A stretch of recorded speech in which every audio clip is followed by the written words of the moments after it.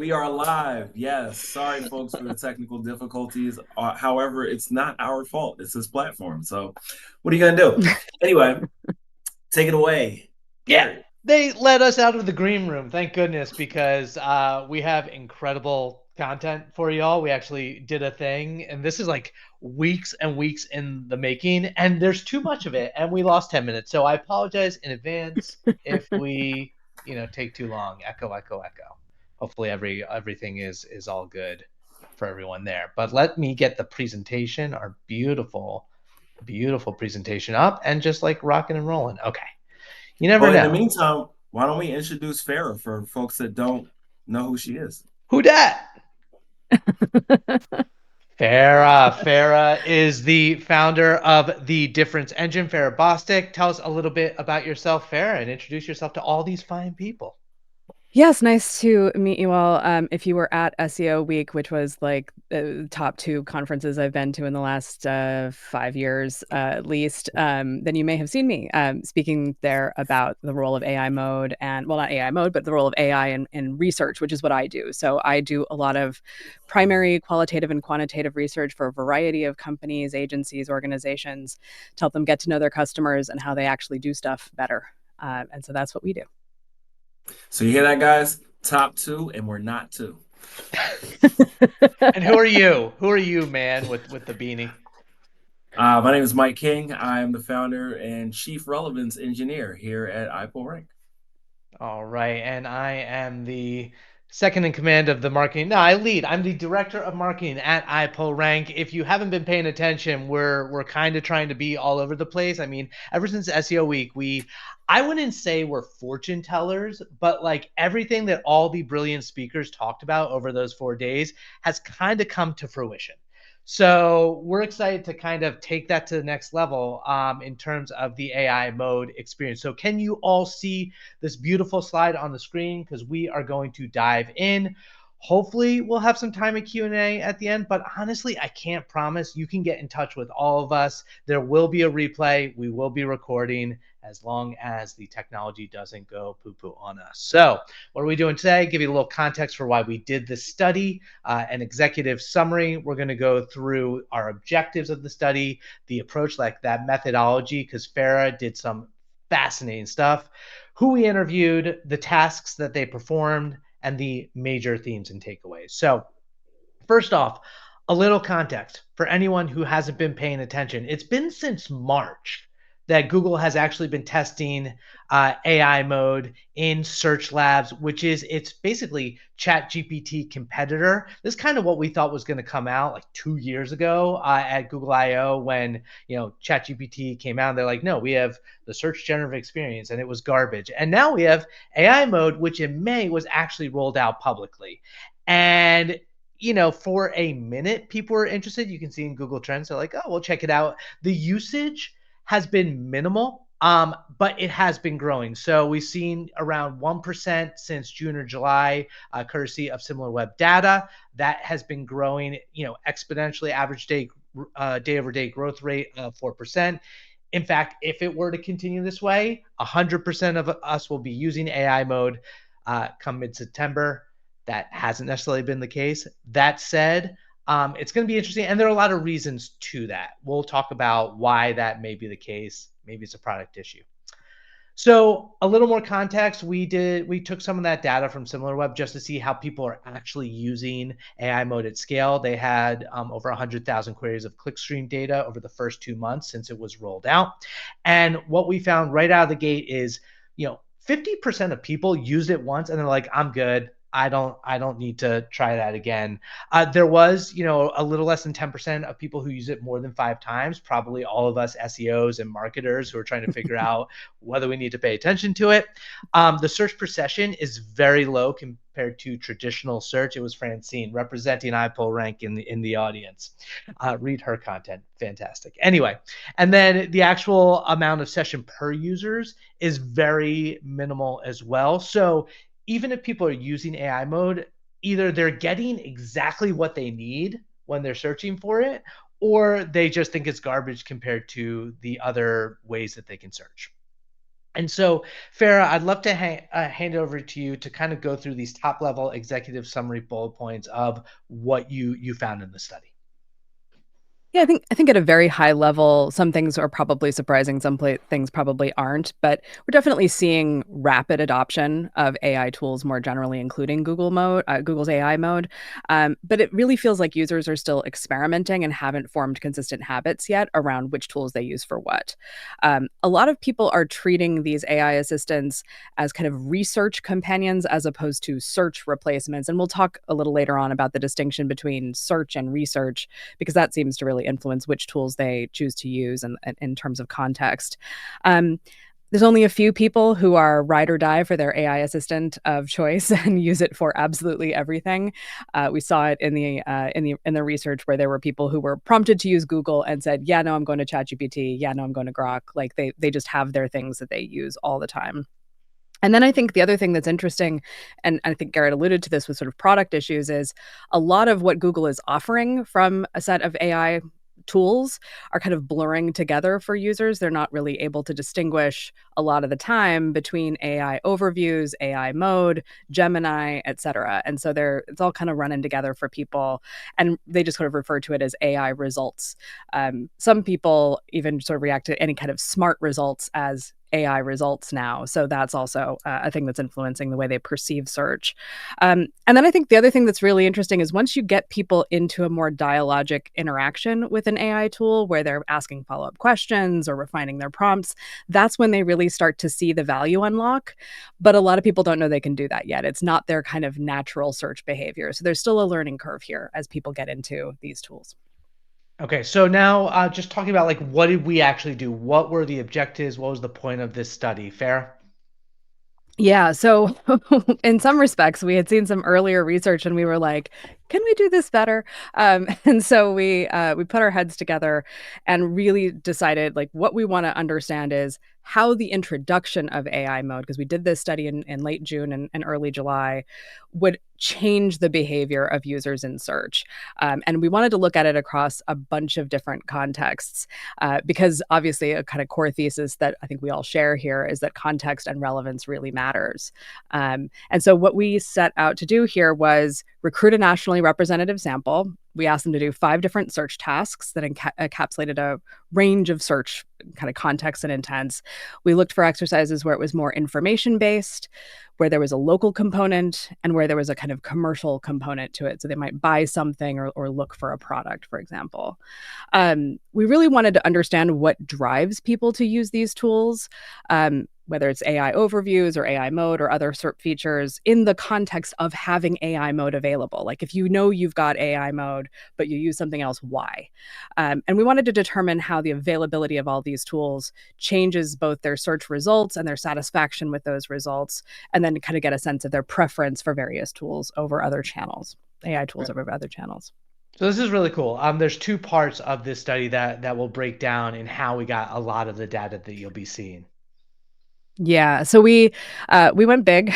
We got 100 people to do what we call unmoderated interviews. We used a tool called Look Back. They were asked to do these 5 different exercises, and we then hand coded all of that data to capture these data points about how long it took them to complete the task, whether they were even presented with AI mode in their browser, and we'll talk a little bit about how that seems to fluctuate over different tasks, whether they've opted into it, whether they used AI mode at any point in the task, along with how much time they spent in it, whether they interacted with any of the other AI overview or other kind of summary features outside of AI mode, engagement with other features, and then we looked at number of clicks linked, how they rated the ease of each task, how satisfied they were with the results, and what kind of search terms they even entered. So we're sitting on like 600 plus data points across all of Yeah, this. there's more to this. Like this is almost like part 1 of this study. We're gonna do more just because there's a lot to pull from. Yeah. And then we followed this up with 23. We were going for 25. We got 23 people to complete live interviews with me. That was an exciting week. And we asked those people to do the exact same 5 exercises, but this time, again, we gave them the kind of context of, you have AI mode, you can use it if you want to. And we let them do what they were going to do naturally. And then when they didn't use AI mode, we prompted them to use it just to compare what the results were like and get a sense of their impressions of that experience. So in terms of, we And wanted that's what we to did. have this, yeah, like the right people to do this, because obviously with any type of research, there's a certain amount of bias that can potentially appear. So why don't we speak to what these demographics are? Yeah, we were, I mean, obviously 100 people, it gets kind of tricky to make things perfectly perfectly representative of the entire country, but we did take census benchmarks and recruit as closely to those census benchmarks as we could get. One of the things you find in market research in general is women always respond more than men, so you always have a slight oversample of women, but otherwise we had pretty good representation by region, by gender, by age and generation. We even got a couple of silent generation people to participate in this study, all of 2 or 3 of them, I think, but they did participate. And then we, have the sort of standard demographics around marital status, race and ethnicity, income level. One of the things you'll probably notice here on the race and ethnicity thing, this is actually a bias in my approach to how we do qualitative work, which is that we try to get a large enough sample of everybody who isn't white in the sample so that we can say something about them if we discover a trend there. So you'll see that one data point is not quite mapped to the census. We also asked about employment status, whether they had children in the home, what kind of device type they were likely to use during the study. So we had, a lot of people preferring mobile. And then we also had a breakdown on education level and where they lived. We wanted to get a sense of urban versus rural divide. And so there were sort of interesting things there. Overall, what we saw was a slight preference for mobile. And then the other thing I just want to make a note of is, among the people who completed the tasks, 70% of those who were presented with AI mode were doing so on a desktop or a laptop browser. So there seemed to be a slightly higher likelihood that they would see, like it would literally appear on their screen, AI mode as an option if they were on a desktop. And that was also important to call out, just because we know it's a decidedly different experience, any sort of search experience on desktop versus mobile, and usually different types of queries as well. Mm-hmm. We asked about their use of search voice assistants, AI tools, AI mode, and their comfort with their sort of data privacy using various AI tools.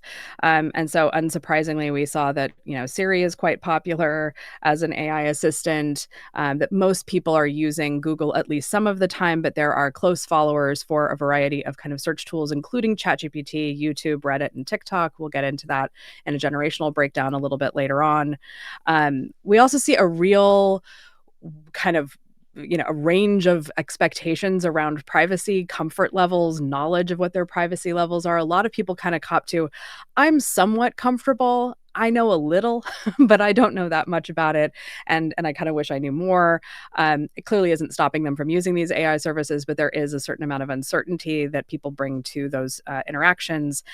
They are using AI services really frequently. And we found, once we got to actually interview them, that a lot of that use is at work. If you work in a place that's already got Copilot running on a Microsoft system or Gemini running on a Google workspace, you are exposed to it there. And so they are using it really frequently. But AI mode is not quite as highly adopted yet as some of the other tools that they have at their disposal. I think one of the people that I was just going to call out first throughout this. One of the key things with these types of qualitative studies is really getting a sense of the narrative and the stories that are told. So we tried to kind of pull out, Farrah did a great job of identifying some quotes that were relevant to these different sections. So. Yeah, and this young guy from Minnesota was talking about how, he uses ChatGPT or Grok. It's more for in-depth analysis or a more nuanced answer that is backed up with some research. He likes being able to see where it got its information from. But when he's just trying to get simple information, a quick stat or answer to a trivia question, that kind of thing, or just doing a basic search, he probably, he says, I probably just use the Google search bar, and then AI mode sums it up. So that's still kind of an easy answer sort of approach to search versus something more in-depth or more nuanced. And that kind of threads through a lot of what we heard throughout the study. Cool. And so like what did we have people do? Broken down real quick. So the ideas here, as Farrah mentioned, is we wanted to get some informational, commercial, local types of queries. So we'll go through each of these and a lot of the insights. For instance, what was a credit card offer? What's the best loyalty program? And these tasks were really just, you want to accomplish this, but you can do it any sort of way that you want. So to Farrah's point, the search queries that they use for the credit card, we'll talk about that, the credit card loyalty programs. For task 2, it was, which kinds of breakfast cereals are healthiest? And then go to the actual checkout to purchase the one that you would choose. For task 3, what's the top news or sports headline in your local area? Search as you would typically would. And it's good as we go through this to think about what your own personal experience was and whether it's backed up, through these different data points, because everyone has a different context. And for us as SEOs, I think it's very hard to step outside of our own bubbles of how we think search works. Fourth was very local focused, to find a health clinic in your area by searching as you typically would. And then finally, number 5 was a commercial one around using Google search to find a pair of shoes to wear indoors for under $75. Anything to speak to those tasks, or do you want to just wait till we go into it, Farrah? No, I think let's just dive into it. Okay, credit cards. Yeah, so credit cards. This was really interesting. About half of the participants for this type of search were shown AI mode in their browser, whether they were on mobile or desktop. Only about 5% of them naturally used AI mode, and then spent about half a minute, 33 seconds in AI mode looking at the results. About 40% of them engaged with AI overviews. Half of those unfurled AI overview to read the rest of what was in it, or at least skim through it. 14% clicked on links from AI overviews. Generally speaking, most of them clicked on only about one link from this particular search. And they took a little over 2 minutes to complete the task. They found it was pretty easy, but they also had a fairly low satisfaction score compared to some of the other exercises here. It was less than 4 out of 5 on the satisfaction scale for people on this particular task. I think what's interesting as well is this task really showed us a couple of interesting divergences in how people approach search in general. And one is how they kind of append the search with specific terms. And then others are about how they frame the search term itself. And so about 15% of the people in the study framed their search here as a question. So they asked a full sentence question in the form of a question, starting with words like what or which. Some of them didn't say, only some of them began the thing with best. Some of them added the year because they wanted the most recent results. Many of them asked for direct comparison. So they would prompt with compare credit card loyalty programs. And then others refined with other kind of features like points, no fee for travel, that sort of thing. And then some did some follow-ups inside of Reddit instead of returning to Google. So they would click through to a Reddit link giving reviews of these sorts of things, and then would search further through Reddit as opposed to going back out to search. What they chose to click on was pretty interesting. About 1 in 5 participants chose not to click on any links in the unmoderated task. They read the summaries, and then they were not necessarily in the market for a new credit card, so they weren't going to click all the way through. Those that did click on something, however, tended to click on articles that came from sources that they trusted. The most common here were like the Points Guy, NerdWallet, Forbes articles. But part of what they knew they were going to get from those sources was this kind of side-by-side comparison of the cards on offer based on loyalty, where everything would be chunked out and really kind of apples to apples comparison data points. And so that was why they chose to click on those things. They expected to get those kind of table results, and were generally pretty satisfied with that. A few people did click directly on sponsored links right up at the top because they were banks or cards that they were familiar with. So Sapphire from Chase and a Bank of America card were very often clicked on, and usually from those top links that were marked as sponsored, which was very funny because the rest of the time they told us how they don't click on sponsored links. But in that particular exercise, those did get clicked on. And for those who chose to use AI assistants, what they really wanted to see was the same kind of side-by-side comparison that they expected to get from Points Guy, NerdWallet, Forbes. And so they got that. And a few even sort of specifically prompted AI mode to give them that, whereas those who chose to use ChatGPT did it by default. So they had to kind of give AI mode that prompt to present it in that way. And we heard a kind of sense of having their expectations for what an AI result looks like set by ChatGPT. And so Annette, who we talked to in Pennsylvania, she just said, I've been using ChatGPT longer. It's kind of becoming like Kleenex. ChatGPT is the generic term for doing an AI mode and any kind of AI search. She says it's just a household name. It's not to say that the Google AI mode isn't good. She says that she thinks it does the same thing, if not better. And the main thing that really called out AI mode as better than ChatGPT for her was having kind of live links and visuals inside the results that ChatGPT tends not to come Can back we with unless you can we specifically ask it. can we pause for a second? Farrah, from your Sure. perspective, why do you think users that say they don't click on sponsored results still click on sponsored results? I think it has to do with familiarity with the brand and just figuring like why scroll down to find the non-sponsored result when I'm going to click on the Bank of America result anyway. Like I have a relationship with them already, or I know that's a good one. I'll just click straight from there. I think when they just have less familiarity, they tend to scroll right past it. I think it's not so much about sponsored says advertising to people, and when you ask people in any kind of interview, they will tell you that they don't pay attention to advertising, and then you will ask them, how did you learn about a product, and they will tell you that they saw an ad for it. So this is just a funny thing that happens cognitively for people. Before you go into Well, the next point, I just want to highlight what I captured here for this slide is, as Farrah mentioned, like the expectations. It's hard to see here, but you're seeing these comparisons of the different finance publishers that she Mm-hmm. mentioned, the Points Guy, the Credit Karma, the Nerd Wallets, and what like you would see for a credit card loyalty program comparison page would look like compared to what you would see from the AI mode output. Yeah, and I think the other thing that's interesting here is, as much as they know they're going to get this really detailed set of comparisons on the finance publishers, as you've laid it out here, it's also a lot of information to sift and sort through, and they really are not going to spend a ton of time going through everything on the list. They're kind of looking for those indicators that they're using as shorthands for figuring out if something's good or not. So 0% interest or no fee or those kinds of things are like the shorthands for figuring out which card to get. I will say one of the things that came up with AI mode results or ChatGPT results was frequently it would give you this sort of preamble that was like, here's how to think about what best loyalty programs means. Like it depends on what you as a credit card holder want to accomplish. Do you want cash back? Do you want travel rewards? Do you have a particular airline you're affiliated with?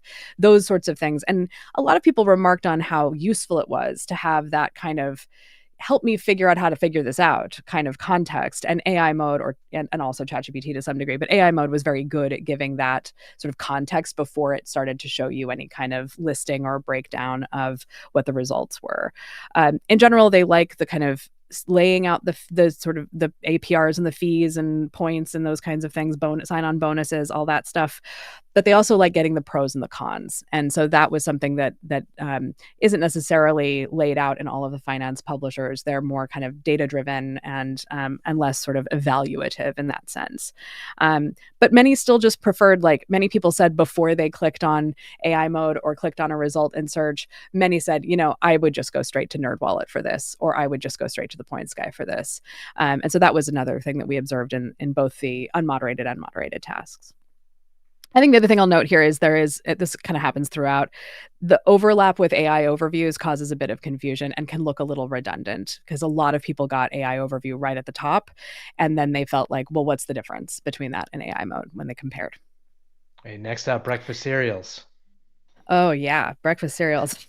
So one of the things that was interesting was this was another kind of search where people were like, Alicia here, I would totally ask AI about this. And she uses ChatGPT the most, hasn't quite used Google AI mode as much because she's always in ChatGPT or she's in Copilot, and that's the thing that she uses at work. But she loves that AI mode is here because she's also always in Google for any kind of search related task. I think part of what's interesting here is for some reason, same set of users, say on the same devices, but they only were displayed AI mode 1/3 of the time in this particular exercise. So not sure what that is about exactly. Of those, only about 2% used AI mode specifically. Again, AI mode's dwell time is about 30 seconds. They do engage with the AI overviews. About half of them do. About 3/4 of those who engage with the AI overview unfurl it and skim through all of it. 1 in 5 clicked on links from the AI overviews. They averaged almost 2 links clicked per person on this task, and it took them about 2 minutes to complete the task. Pretty good easy score, pretty good satisfaction score, 4 out of 5 on both of those. I think one of the things that's interesting here as well is getting to the way that they phrase their search terms. So a little less likely than in the credit card exercise, but still about 10% of them phrase their search as a question. And so it's interesting because that tends to get them the AI overview result more often than using just sort of keyword searches, for example. They also refine their search terms with more specific keywords. In this case, it was often best or good as opposed to healthiest or healthy, even though the prompt was healthiest. And one person repping hard for the kids made sure in the interviews to use kid friendly. And we saw that as well in the look back. There were a few people that were like, yeah, healthiest, but they got to eat it. So I'm going to use kid friendly here as part of my search term. And then some were also looking for very specific qualities, high protein, organic, those kinds of product attributes. What was interesting was most people got this kind of AI overview result. Almost everybody was told Cheerios was the winner. But when they got into kind of dug deeper into it, it did a similar thing that we talked about with the credit card exercise, which was sort of giving some context about how to think about this particular challenge. For those who clicked on any kind of links, most were articles, blog posts, review sites. I will say there's kind of a weird relationship with the blog post thing where it's sort of like, yeah, get to the recommendation, in the same way that people feel about recipe sites, which is like, I don't need to know your family history, just tell me how to make the soup. And so that is the thing that showed up in these interactions as well. Review sites, though, were of interest. About a quarter didn't click on any links. 5% clicked on e-commerce sites to directly look at prices, ingredients, and nutrition labels. They assumed that they would get that on a kind of product page or a pack shot. But there was a little group of people who did click on social media or forum links, especially Reddit, because they wanted to hear from other parents. And a lot of people said that they would go there subsequently. That might not be the first link, but they might go check and see what r/parenting or r/toddlers had to say. In the AI overview, we had one person who clicked on an image, which redirected them to an article.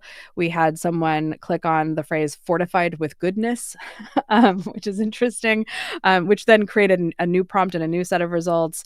And a couple of other people clicked on Cheerios, which again created a new search. And what we heard from people was sort of like, that's not what I was expecting to happen. I was expecting to click through to an article, click through to a product page or a brand site. And so there's just some interesting things that happen in the way that AI mode handles what appear to be links. So what you're saying is users hate that Google links to other results in Google, and hopefully they will stop doing it. That would be good. Yes. Take I'm me to the place. shocked. I'm shocked that they're still doing it this way. I mean, obviously it's all for the money, but I'm shocked. Okay. It's true. I mean, I think that one of the things that's interesting about the themes that emerged here, especially for a task like this, is people do see it as this combination task. It's both research and shopping. And so they want to get like the context and the way of thinking about it and how do I evaluate which is the healthiest, and then take me straight into a browsing or shopping environment. However, one of the things we asked people on all of these was, what's your most likely next step? And unmoderated task or moderated task, people said, realistically, I'm just going to go to the grocery store. And so this was not a thing that they were likely to actually complete the purchase online, unless it was like an Instacart kind of purchase because they had run out of something and needed breakfast for tomorrow. For the most part, what they wanted to see were those, where can I get it nearby? Who's got the best deal? Okay, I'll go hit the local Publix or the local Walmart or something like that to pick up a box of Cheerios. And so those were kind of the things that we really saw here. A couple of people did turn to ChatGPT or Gemini instead of AI mode to complete this search because they wanted to dig a little bit deeper on what constitutes healthy. And that's where you saw things like fiber, low sugar, no dyes being something they wanted to explore a little bit more, as opposed to just getting that upfront advice that those were the characteristics to use. And shout out here, if you haven't had a chance to read Mike's piece on how AI mode works or our recent AI search manual, specifically the chapter on query fanout, you can see through these tasks and these search choices why query fanout is so important in that topically people are covering a wide range and Google AI mode is trying to cover all of it. So, your ability to show up in all of those, it's like you really just have to do these kinds of studies and see the vast difference, even though they're all kind of going to the same point. Yeah. Task three. So this one was interesting. We asked people about how they would go about finding local news or sports headlines. So here, a little less than 40% were shown AI mode. Almost nobody used it. About 20% engaged with AI mode. Of those, they did unfurl it because it lists out those headlines. 14% clicked on links. There was about one link clicked per task, and it took about a minute for people to get what they were looking for. It was generally pretty satisfying, generally pretty easy. So it wasn't a hard task to complete. But I will also say that the search terms were more varied here because often it was sports related, but they wanted to focus on a particular team. They tended to tailor things to location. So obviously it was a local news prompt, but they would put in their town name or their zip code or some other signifier of locality. Near me, obviously, is one that kind of comes up in autocomplete and that people have now been trained to use themselves. They use that. They also want to know today's news or breaking news. They're looking for recency here. And so they're looking for that up-to-date information, which is appropriate, obviously, for news and sports. A few use the word stories because they wanted to get past the kind of stats level of a result. So they wanted a story about the team or a story about a local event. My favorite example from the interviews was, as a search term, bodies in the river. That was my favorite of the news related search terms that was used. Wait, context? So context? yeah, context. This woman lives in the Philadelphia area, and there have been a lot of people who've been in overturned boats or otherwise turned up on the shores of the Schuylkill River since like April. And it just seems like a rash of these events have occurred this year. So that was colorful. And then I think the other kind of refinements are usually like they'll do a kind of, local news headlines, generic search, and then add details in a follow-up prompt. I want to say something about the reason why they're kind of clumsy with this type of search. And it's because this is not how they get local news. The way that they get local news is in their Facebook feed, listening to the radio in the car, hearing it from friends in other social feeds, or it just kind of seems to come to them, right? They get it from Reddit, they get it from a lot of different places. And when they go to look for something, they are very specific about where they want to get what they want to get. And so, we saw a lot of people going straight to ESPN for league scores, or going straight to the league website for league scores, going to Fox Sports or other sports specific websites, going to the team's site. They did have a pretty good expectation that if they put in like favorite team score from last night, they would get that result straight away in the Google results and not have to go anyplace else. So there's also a certain amount of that going on. But there's a kind of browsing around, not a ton of use of the news tab, but a little bit of it. And since we'd prompted them with local news, they tended to go to a local station website, so a local network affiliate station or a local radio station. Nobody in the interviews used AI mode unprompted for this. Only a few engaged with AI overviews. One heavy ChatGPT user used it and found its news inaccurate. It said that a presidential debate was happening that night, but it had actually happened 1 year prior. So there are some things around that, which we heard a lot in the interviews of, I wouldn't think to use AI mode or ChatGPT or an LLM for this because I wouldn't expect it to be super timely. And I wouldn't necessarily know if it was super accurate. When they got the kind of AI mode results, though, they generally kind of regarded them as sort of boring to look at, not very visual, and also as generic. Like it didn't seem like a real specific set of stories. It didn't seem curated in any kind of way. And then because it's AI and news, there's sort of a general lower level of trust in the results. So people are kind of hearing out there that this is probably not the best tool for finding up-to-date information, and that it may not be a trustworthy source for news, which is just an interesting distinction that people draw in their own minds. Yeah, just a heads up, Walmart recalled frozen shrimp according to AI mode. I don't know if it doesn't look like there's a direct link, but just be wary of Walmart shrimp. Okay. It's true. I saw it on my LinkedIn feed. Nearby health clinics. Let's get On the local. resume site. Um, so for the other one, nearby health clinics, about a third were shown, well, 30% were shown AI mode, 2% used it, 3% engaged with AI overviews. Hardly anybody unfurled those AI overviews. At most, they clicked on, an average number, about one link. It took about a minute to complete the task, generally very easy, generally high satisfaction. But I think the thing to know about all of this is that this is a local search. And so people are putting in words like local or near me, or using their zip codes or city names to narrow the search. They want to get a map. That is the thing that they want to see as a result when they put in this type of search term. They may be all over the shop about what kind of health clinic they're looking for, whether that's urgent care or a general practitioner or a primary care physician. One person was very specific: find nearest ENT doctor's office or women's health clinic near me. Those were two very specific searches. Some had specific brands. They knew they wanted to go to a City MD, a Care Now, a Minute Clinic, or a particular local healthcare provider network. But in general, what they want to see is everything presented to them right up top: maps with locations, hours, reviews, and the option to book. When you see that straight in that little index of locations closest by, and it's like book now, they're all about that.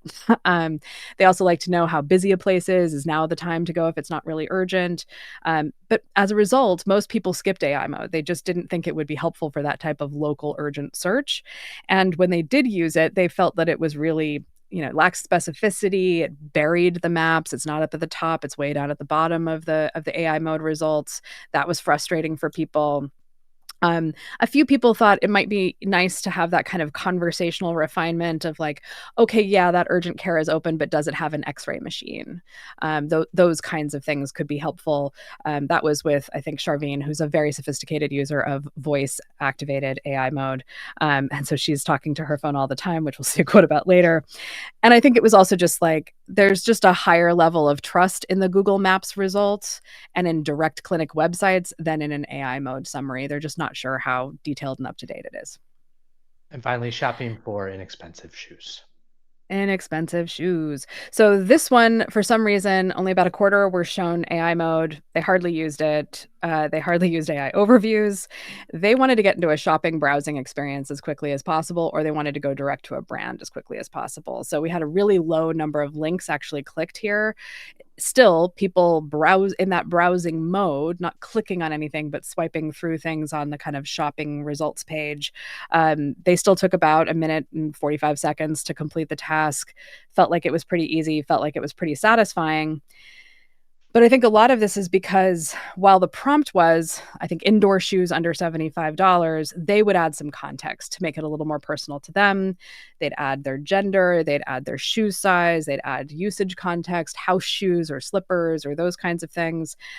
Some had a very specific idea in mind. There was, they wanted Juicy Couture house slippers or Adidas slides or Nike shoes or a particular New Balance model in a women's size 12 wide. And some people wanted, traditional Crocs from Walmart under $75. So they had a very specific idea of where they wanted to get to. The other thing that happened was we gave them the prompt of under 75. A lot of people interpreted that as cheap or inexpensive, and so used that instead as a search term. One of the things I think that's important to note here is just like, you've got an example here off to this, or we had on the previous slide, an example here of what the result in AI mode looks like. And it's not a shopping page. It's a list of descriptions. And what people told us, like Dan here in Massachusetts said, I felt like these results might be a little too generalized. A lot of these sites really go in and write articles about these things. They might be a little more specific, help me gauge out what's best for me.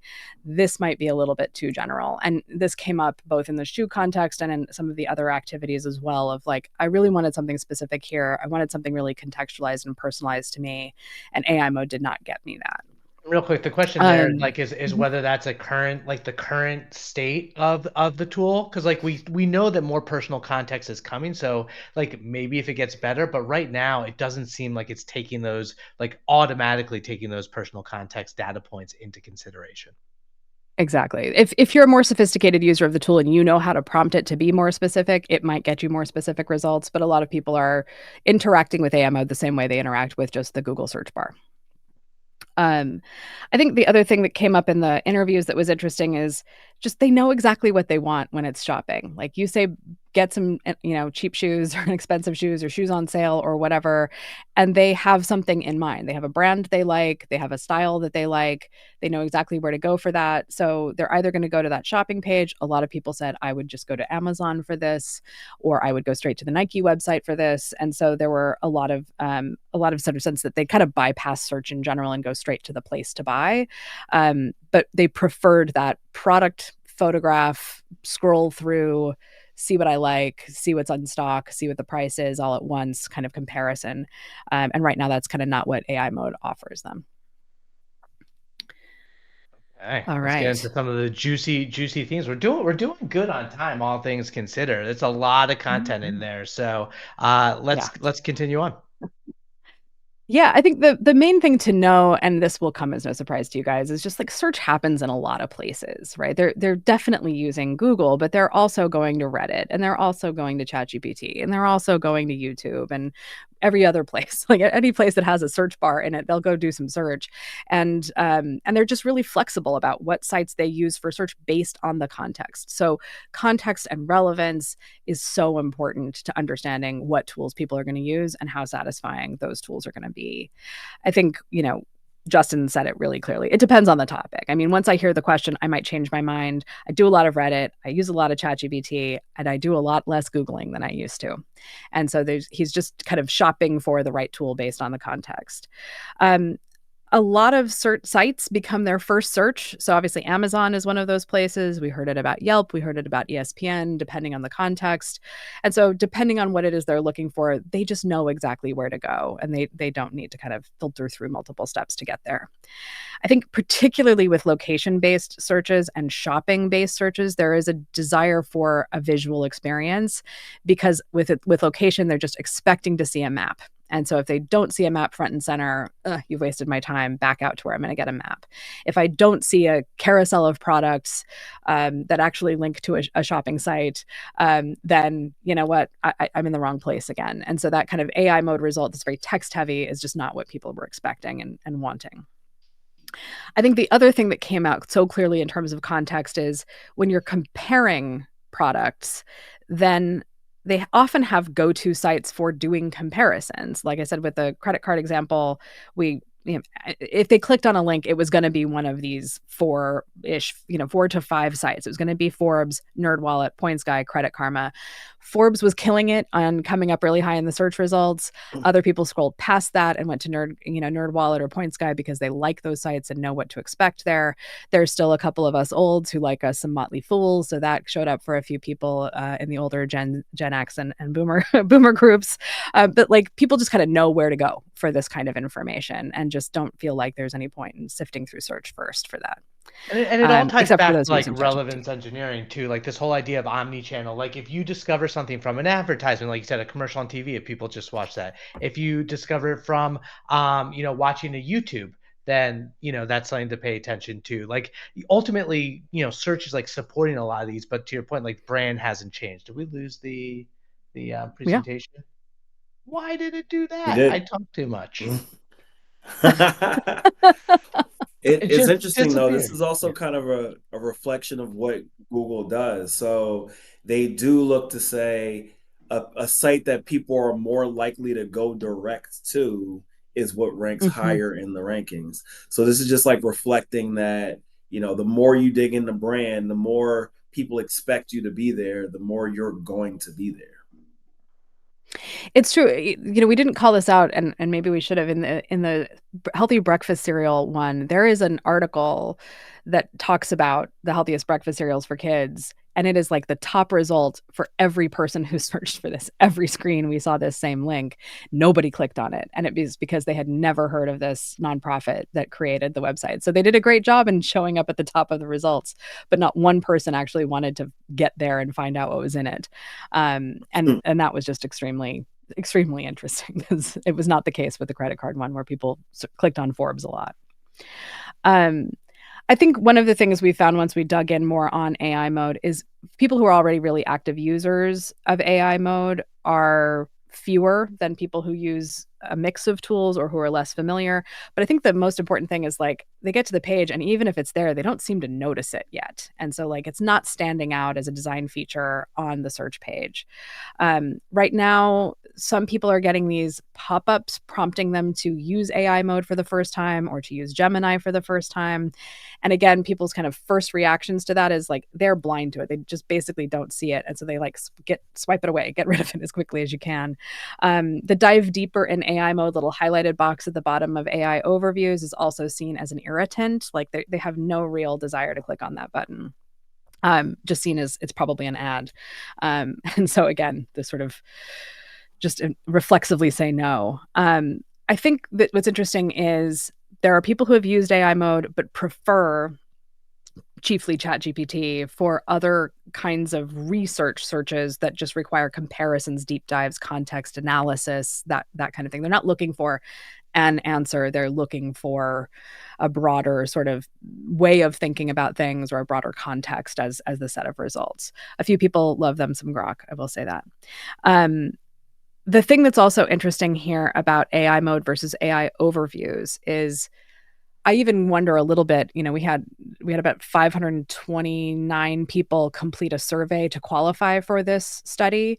And so we've been mining that. And Francine, that's funny. Grok, is that true? Sorry. But like in that set of 500 plus people, a lot of them said they had clicked on AI mode. I wonder how many of them really clicked on AI mode and how many of them saw AI overviews and thought it was the same thing. Because in the interviews, we were able to dig in on this, and people just thought they were the same thing and did not expect that if they clicked on that AI mode tab, they were going to get anything different than they would get in AI overviews. And to be honest, a lot of the time, it wasn't much different, as you can see on these examples on this page. Yeah, and the naming convention for a regular user could also just be confusing, right? Like, because an AI overview could be in AI mode. So it's really like a branding problem. Yeah. What is it with AI chatbots and not knowing how to name their products? Like, that seems to be a common issue. OpenAI. Yes. I think the other things here are about expectations, about recency, up to date, accuracy, those sorts of things. There is still kind of an expectation of a certain amount of hallucination or a certain amount of out of date information that might come up with an AI generated result. I think the other thing, this comes up the most frequently in the news context, but it also came up in the credit card loyalty search. That activity, people wanted to know what the rates were this year and what the fees were this year. And so that was why they often appended the year to their search term or their prompt. A lot of times, though, when we forced them essentially to use AI mode, they were pleasantly surprised that the results were pretty recent, pretty accurate, like in the news context and other contexts as well. And they might go quickly check to make sure that that's what it looks like on the regular site, but they weren't so sure to begin with, which might be hindering adoption. I think the other thing is like, there were people in both the screener and in the unmoderated task who just say, I just don't trust or like AI results. Like, no, not using it. No, not using it. There was one guy who was very adamant about that. That was what he said every time it popped up for him. I think the other thing is like, that initial AI overview, traditional search, it's great for those quick, factual answers. How tall is George Clooney? It's really useful for visual browsing because you're going to see those products or the map or images or whatever at the top. That's one of the things they really like about standard search is the kind of visual nature of it. They know they're going to get location-specific information with that map piece.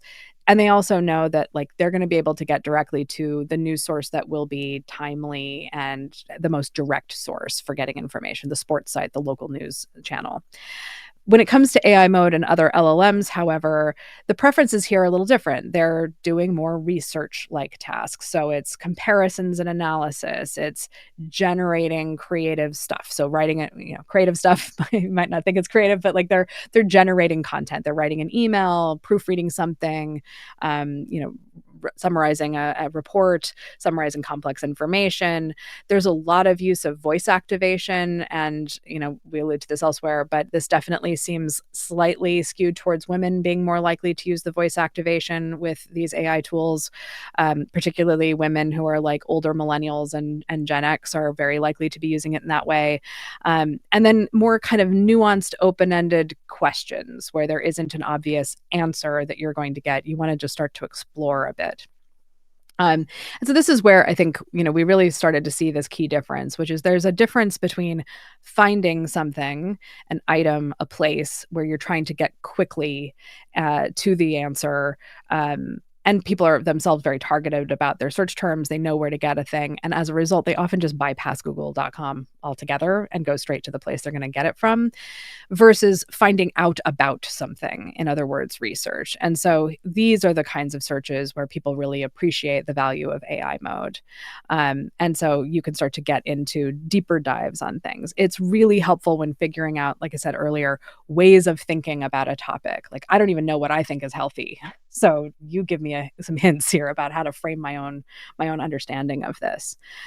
We saw some really interesting generational differences in how people access search. So Gen Z, millennials, and Gen X are most often searching via a phone app, usually Google. And then their second choice is the phone browser. So they are using the Google Assistant app in order to do a lot of their search. And then falling back to phone browsers. Older users are more likely to be on a desktop browser. Those boomers also do love them a desktop shortcut that takes them straight to the search page. So they've got that there as well. And then you see some interesting generational splits when it came to like AI assistants or TikTok and other kinds of search sources. Gen Z and millennial men more often go straight to AI assistants, and Gen Z and millennial women were more likely to use TikTok because they wanted to hear other people talk about their findings. The other thing that we found in the screener was like Google is super dominant for search, but it's not exclusive. For a lot of folks, the second place here was either ChatGPT or YouTube, followed by Reddit or TikTok. Millennials repping both ChatGPT and Reddit a little bit more than YouTube. But you can see that, there's just a lot of places people go to search for things. Voice assistants are super popular, particularly among Gen Z. Over 75% of them use Apple Siri regularly. Millennials also use it. Over half of them are using that, but they're also using other things. They use Amazon Alexa. It's like the older you get, the more you use Amazon Alexa on this chart. But there's also a lot of use of ChatGPT, and then the others are much less likely to be used. But those are kind of the top three there. Charvine, who I absolutely adored and want her to come visit. She talked about how she loves the Google thing on her phone. She talks to it. She taught her husband how to do it. He loves it. She's just like, honey, you just hit the microphone and talk to it. She says, I'm always walking around the house talking on my phone, just if I can't remember something or if I want a recipe, whatever it is, the sports score, anything. And so she's just, and the hand gesture is this, like she's just talking to this device all day long. The AI tools are already very popular. Like we said at the beginning, lots of people using them within the last month, a lot of ChatGPT use, and then it falls off after that with like Gemini and AI mode and AI overviews coming in kind of a group of second. And so it's definitely the case that people are using them and trying them out. Obviously, Claude, Grok, Perplexity, DeepSeek, Midjourney, Sora, they're trailing quite a bit amongst the users we talk to, but they're in the mix. They definitely do come up.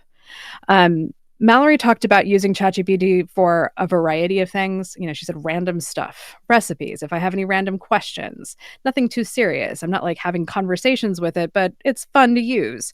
And she said she's still, mostly more of a Google person. She's instinctively uses it, but she hasn't yet really used AI mode. And so, she kind of had this reaction in our conversation of saying, do I go to Gemini or ChatGPT at times? Yeah, but I'm not actually, the AI overview that comes up initially, I'll read that first, but I'm not clicking on that AI mode tab. She said it has kind of shortened her searches. It's made it a little bit easier from some of the stuff that we did together in the interview, and being exposed to it and getting a little bit more, more experience with it definitely helped her feel like she could see using it a little bit more often, but it's not yet in her repertoire. We did ask about privacy awareness, how familiar they were with privacy policies. Most people said somewhat familiar. And then the next sizable chunk was not at all familiar. So if you were to read this chart in that kind of Likert score way where somewhat is seen as positive, I wouldn't. I would put it more on the negative end. Unless they're like very familiar, they're not that familiar. And so they'll sort of say, I'm kind of aware that there are rules. They may or may not apply to me, and I don't really know what they mean. And boomers were the ones to be maybe the most honest. And so about almost 45% of them said not at all familiar. The other question we asked was how comfortable they were with their data privacy using AI tools. And again, I think it's a mixed bag. That most people sort of said somewhat comfortable or somewhat uncomfortable, but they're just not sure yet. So that's an interesting kind of component of this as well. Is like they're sort of feeling that out. It's not stopping them from using stuff, but it is what it is. And then Yeah. you don't have to worry about that. You can Wow. get in touch with me later. We did it. Farrah, We this did has it, been everybody. amazing. It's amazing. Please tell them about the difference engine, how they can find you, what they can get from you. Obviously, this was an amazing study. What sort of stuff do you typically do for folks? Yeah, we do a variety of things. The way that I often talk about it is that, my real background is as a strategist. Research is my toolkit. And so what I do is use rigorous research practices to help drive strategic insight for businesses. And so any kind of problem that you have where a good investigation and diagnostic would help figure out what to do next, that's where we like to really dig in. And so we do everything from brand content and experience, strategy development, using research to channel planning, personas, all of that sort of stuff. And we use both qualitative and quantitative methods, design research methods. We do ethnography. We can do just about anything in terms of a research enabled strategy project. But mostly what I'm interested in is figuring out the source of the problem or the source of the challenge and helping pick that apart to find the way through. Yeah, and I just Amazing. gotta say, Farrah is like you're such a pleasure to work with. Like this whole project, we've had so many great conversations because it's like when you get excited about the data as much as like Mike and I are kind of geeking out about it. It's just a really pleasurable experience. So highly My recommend Farrah My Search. superpower is I can get excited about anything for What? about 8 weeks, Tell me and that. then some things I get less excited about after about 8 weeks. But this has been exciting, and you guys are also so much fun to work with, so this has been a lot of fun, and we will keep digging through this data because this is I think, Mike said something in the chat earlier of, like, this is the 0 day, and there's still a ton to mine out of what we got. I take back everything I said. Well, you all should read our AI search manual if you haven't been on the internet recently in our industry. Mike, our team, myself, we put together this 20 chapter, like the definitive guide on AI search manual. We talk a lot of behavioral psych. We will probably be adding a lot of the insights from the study into the search manual as well. Mike does a lot of breakdowns in terms of, road mapping, what you need to know, query fan out, and then like actual scripts around monitoring and simulating AI prompts to make sure that you are creating the content that's going to get you visible and just kind of speaks to like the paradigm shifts in terms of how we even need to think about AI search going forward. Because regardless of how this study is, if Google makes AI mode the default version of search, we all need to start to pay attention to how our audience is using it and the behaviors and how they're evolving and whether they are or not. So you can get that at the iPullRank.com AI search manual, a bunch of hyphens in between there. And Mike, are we doing a thing in April again? I think. We are. SEO Week 2026 going to be bigger and better than ever. And it was already the greatest SEO conference of all time. So get your tickets. And you really should, because it's one of those things of, like, considering how popular it is, I think this year we learned that we do kind of need to jack up prices as we get closer to the event. So right now it has, yeah, how can it be bigger? You'll see it. Yeah. Yo, Busta Rhymes is not for free. You know what I mean? So like we're gonna have to ramp it up. Yep, exactly. We got a little mic slide at the end here, but iPullRank got to do a little tally. But relevance engineering, we kind of talked about it throughout this entire presentation. But in terms of your own, audience research, complementary to what Farrah does, a lot of content strategy and making sure that your omni-channel plan, that you are visible on all the channels that your audience are, and that they all ultimately support your visibility in the future of organic search when it comes to relevance engineering. And I'm going to say the word. We actually got through a whole webinar without saying GEO. Okay. Oh no, they're coming. They're coming from it. GEO. No, but all that stuff. We provide a lot of services. We work with a ton of Fortune 100, Fortune 500 enterprise brands, as well as mid market. So if that's something you need, we do have a few kind of open spaces in our calendar, but like not a lot, especially when you put out like an AI search manual. But my name is Garrett Sussman of iPullRank. Mike, you want to sign us off? I'm Mike King. Thanks so much for looking at us. And yeah, we'll be in your SERPs very soon. Thanks everybody for coming. Really appreciate it.